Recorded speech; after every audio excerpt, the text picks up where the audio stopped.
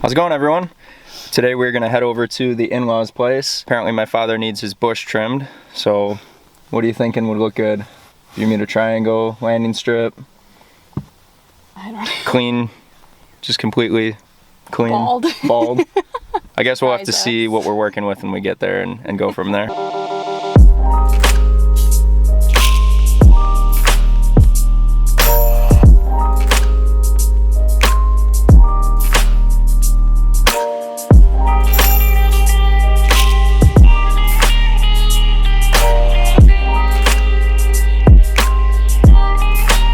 Oh, honey, this has been severely neglected. I can work with this, though. Yeah, I got this.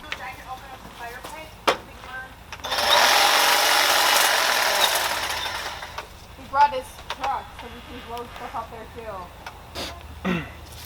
His bush is so thick, it killed the battery already.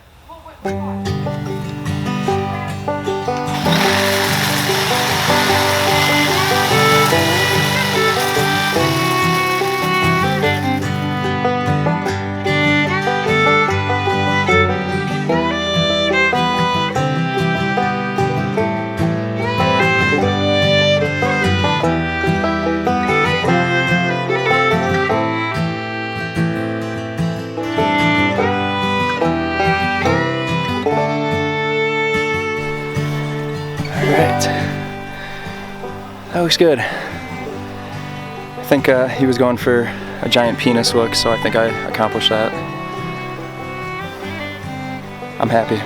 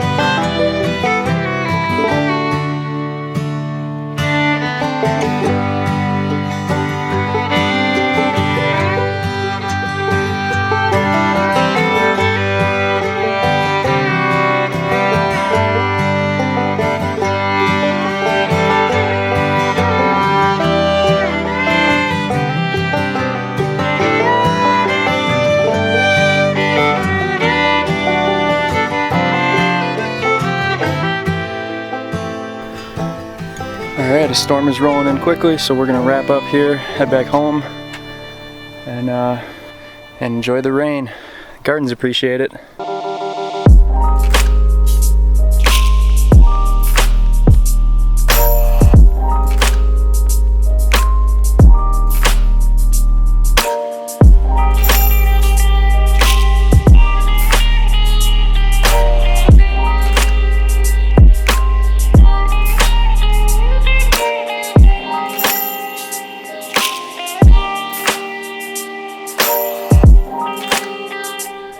We just got back home.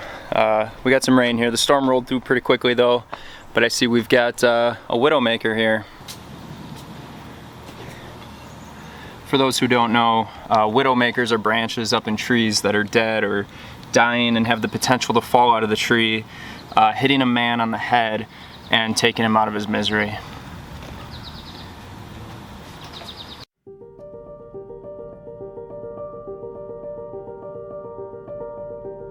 This is Fuligo septica, which is a species of slime mold more commonly referred to as the scrambled egg slime, flowers of tan, or dog vomit slime mold.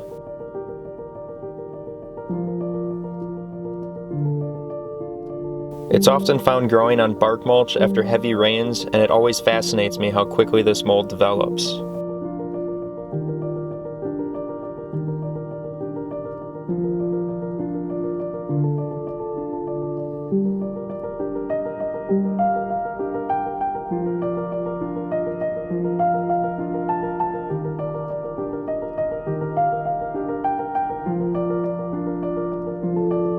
It's not harmful to humans or our pets, although its particles may irritate folks with allergies or other respiratory problems.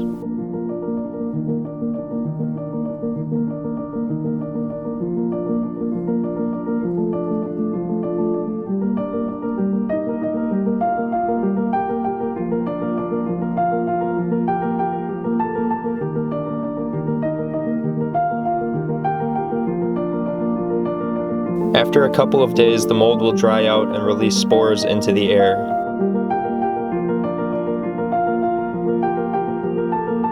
For the purposes of science, I let the mold be, but it can be scooped up and discarded as soon as you notice it.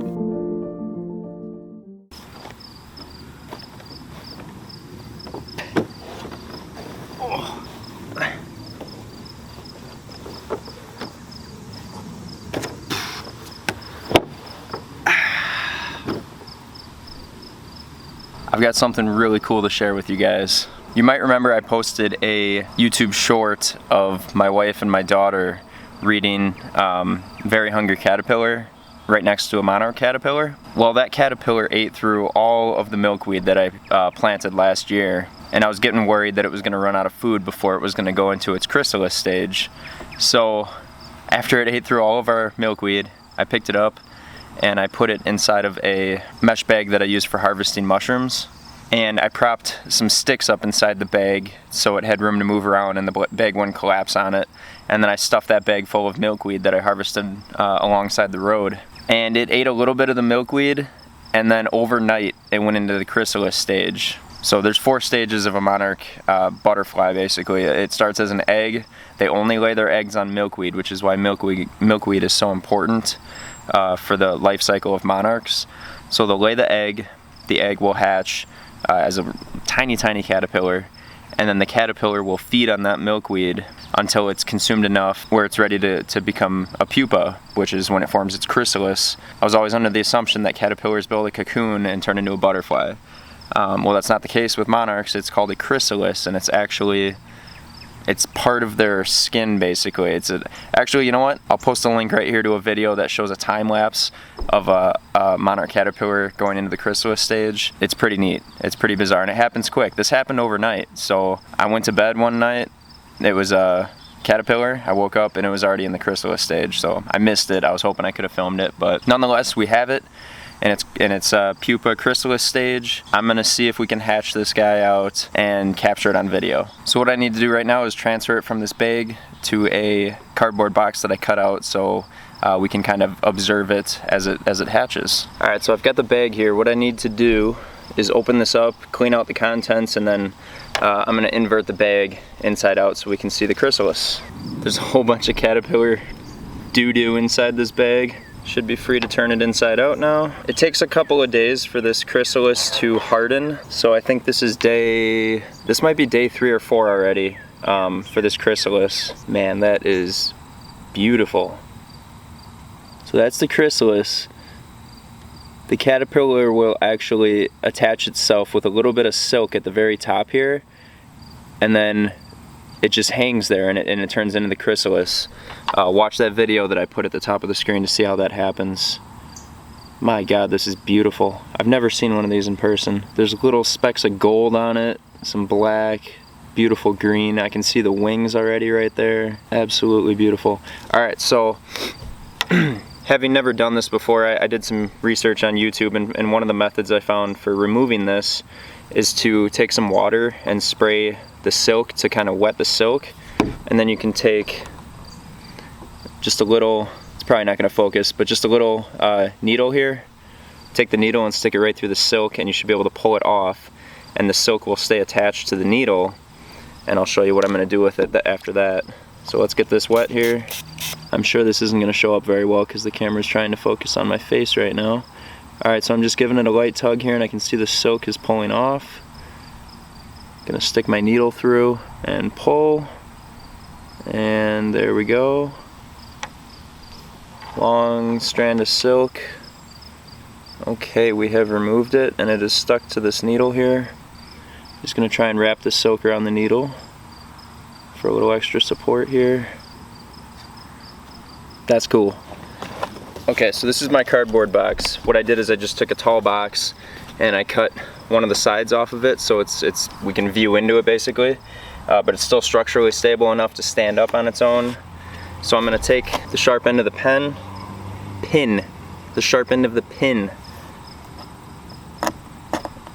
and voila, just stuck it right into there. I'll get my nifty 50 camera and we can get some better footage of this, but now we'll be able to watch it. We'll be able to see the butterfly hatch out of this chrysalis, out of the pupa stage into its adult final form basically. This is really exciting. I planted that wild milkweed seed that I harvested last year in one of our front garden beds, which I plan on expanding. I'll probably have to do that yet this year so the seed can cold stratify over the winter. But I hope to have a lot more of these next year because this is really neat to watch. Teach the kids. Emmy's obsessed with caterpillars and butterflies now because of this, which is really exciting to see. So hope to be able to do this with more butterflies next year. Just to give you some perspective on size, this is the first digit of my pointer finger compared to the size of the chrysalis. So this chrysalis stage will last 10 to 14 days, and I'll have to check back at my records to see exactly where we're at, but I think we're at 3 or 4 days already. So hopefully in the next video I'll be able to include a butterfly coming out of this chrysalis. Super cool, super neat. I've honestly never seen one of these in person before, so this is really exciting.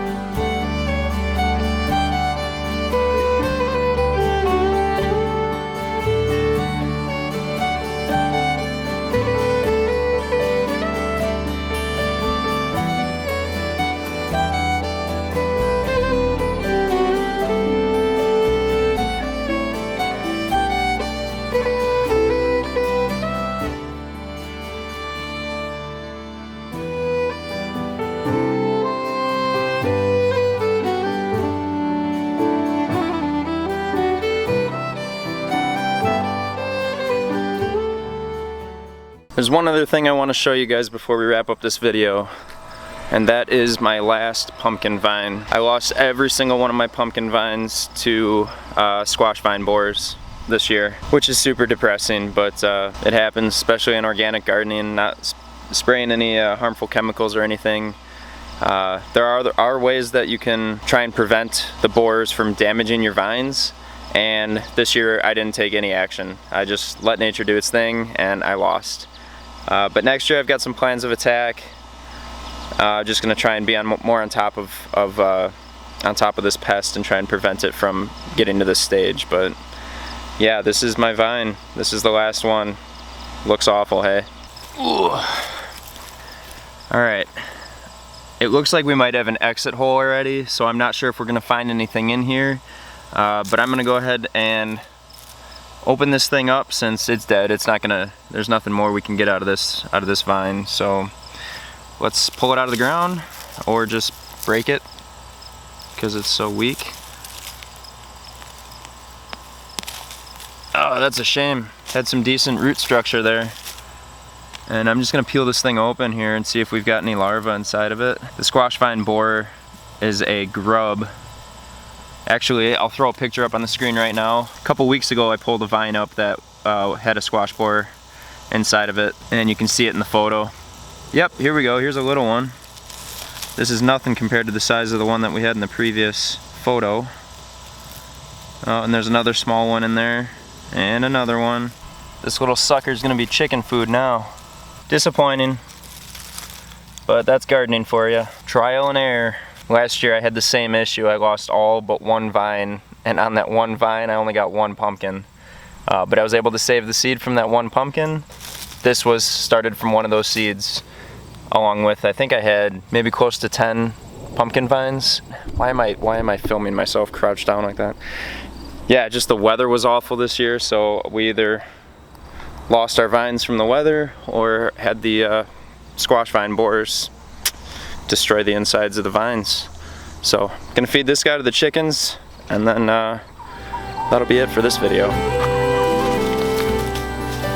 Just like that, it's gone. Say bye, ladies. Thank you guys for watching, and we'll catch you on the next video. Take care.